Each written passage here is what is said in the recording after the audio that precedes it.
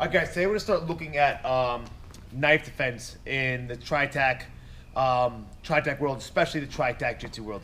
And a couple of rules that I follow is from my knife defense really comes from Shion Russ Handler and Japanese Jiu-Jitsu, as well as being influenced from John Lebo, Mike, the Filipino martial arts, etc. So one of the things that we first start off of is where the knife can't touch.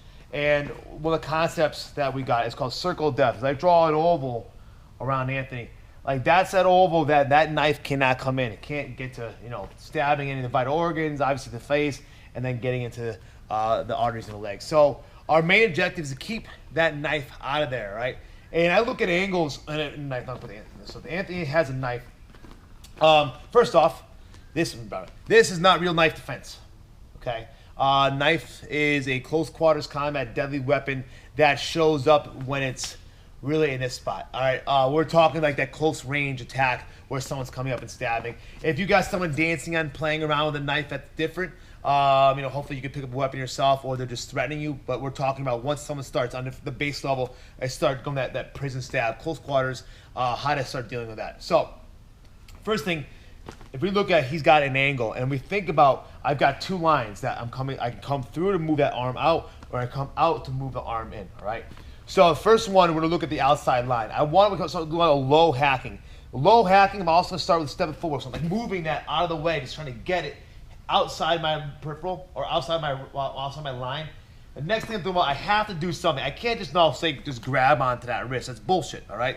I know he's me pulling back, stabbing again. I've got to put something in his face. So he just tried to stab me here. He's essentially committed his hands down. If I'm moving out of that way in that lunge step, he's giving me a clear shot. So now our first shot, boom, I'm driving everything over that overhand left, that hook, to put my body on. Now I can stay on there and follow up and run if I need to, if that's the situation I'm in.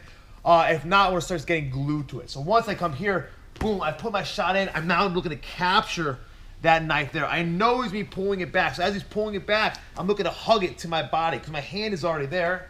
So boom, I'm looking for this shot, all right?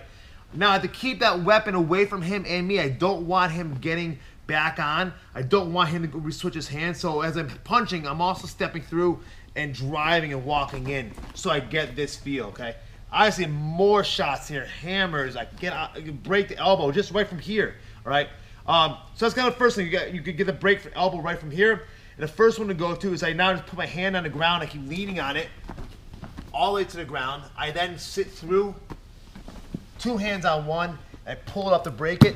Now, when we're doing knife combat, I wait for him to stop, take that knife away. If I'm going to hold it, that's fine.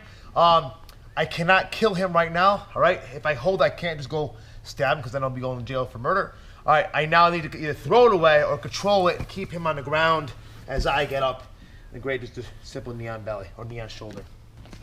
So again, that's our kind of first knife, is that we're using that entrance, the low hack, throwing like an overhand left into, we call it Ikkajo in Japanese Jiu-Jitsu. I'm flattening him out and controlling that knife. So again, you're here nice and close, boom, I'm coming through, they step through, I'm keeping here, walking that hand to the ground, pulling it away from him, sitting through so my legs and thighs come underneath, so I'm isolating that shoulder, keeping him down on the ground. I pull up on the arm to snap it. My buddy lets go with it.